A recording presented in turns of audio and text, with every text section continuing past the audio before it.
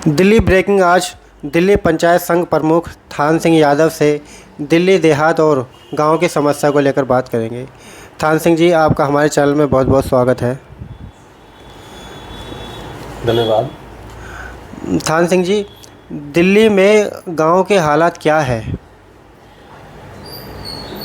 देखिए, मैं आपको बताऊं, दिल्ली को गांवों का शहर कहा जाता है और दिल्ली के जो गांव हैं वो बहुत कम दूरी पर हैं।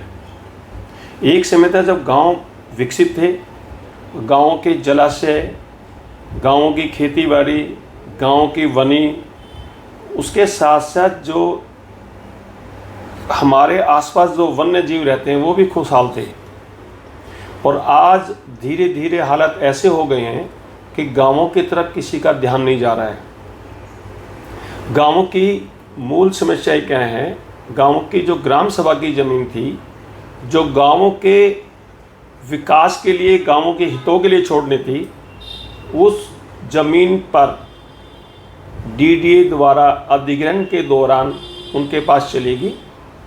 और जो सबसे पहले गांव जो अधिकृत किए गए थे, जो शहरीकरण में आए गांव, शहरीकृत हुए गांव, वहाँ आज देखेंगे गांव में उनकी पार्किंग की जगह की बड़ी दिक्कत है।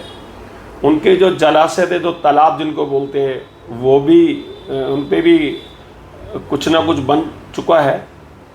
गांव की फिरनी किसी की भी नहीं है। गांव के एजुकेशन के लिए कोई स्पेशल सुविधा, अतिरिक्त कोई सुविधा नहीं दी गई है। गांवों की ज़मीन पर बने हुए पब्लिक स्कूल या सरकारी स्कूलों पे हमारी लगातार ये मांग रही है कि उनके बच्चों को 100% आरक्षण के साथ उनका दाखिला होना चाहिए। और गांवों की मूलतः ये समस्या रही है, आप चाहे उनकी साफ़ सफाई लगा लें, उनकी रोड नालियाँ लगा लें, उनके तालाब लगा लें, तो ऐसी बहुत सी समस्याएं थी जो पिछले कई दशकों से उनकी तरफ ध्यान नहीं गया था। और अभी वर्तमान में अब देख रहे हैं कुछ काम जैसे शुरू किए गए हैं ग्रामोदय स्कीम के साथ। उसमें गांवों पे जो बजट दिया गया है, गांव के विकास के लिए काम शुरू हुए हैं। वो कितने होंगे और कहां तक होंगे, उसके ऊपर बाद में बात की जा सकती है। थान सिंह जी, दिल्ली के गांव के हाउस टैक्स माफ़ी पर आपका क्या कहना है? ये विषय बहुत पुराना है। गांव पर जो हाउस टैक्स लगाए गए, जहाँ तक हमारी मांग है, गांव में हाउस टैक्स लगाना ही नहीं चाहिए।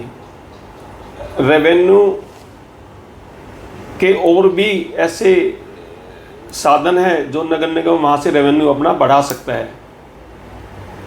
गांवों की ज़मीन अधिकृत की गई, गांव की ग्राम सभा की जो भूमि वो भी अधिकृत की गई। गांव में जो गांव नोटिफाइड हो गए, जिसमें इंडस्ट्री है, वहाँ कुछ ना कुछ गांव के लोगों को किराए का साधन बना है। बाकी गांवों में किराए का साधन है नहीं, उनके पास ज़मीन नहीं है, उनके पास नौकरी नहीं है, उनके पास एजुकेशन हेल्थ का कोई साधन नहीं है। इसलिए हमारी समय समय पे मांग रही है, भाई आप हाउस टैक्स गाँव पर ना लगाएं। जो नोटिफाइड कर दिए गांव है, वहाँ भी अगर बहुत ज़रूरी होता है तो सबसे कम से कम जो कैटेगरी है वो सिर्फ कॉमर्शियल लैंड पर लगाए। अगर कॉमर्शियल 200 गज का अगर प्लॉट है, नीचे अगर कोई दुकान किसी गांव वाले ने की है अपने रोज़गार के लिए, तो वो पूरी बिल्डिंग पर लग जाते हैं। हमारा बार बार ये कहना रहा है कि भाई ऐसे टैक्स ना लगाए जाएं। जो रेजिडेंशियल हैं, चाहे नीचे कॉमर्शियल है, ऊपर रेजिडेंस पे तो बिल्कुल ना लगाया जाए। तो गांव की प्रॉपर्टी की वैल्यू भी बनी रहेगी।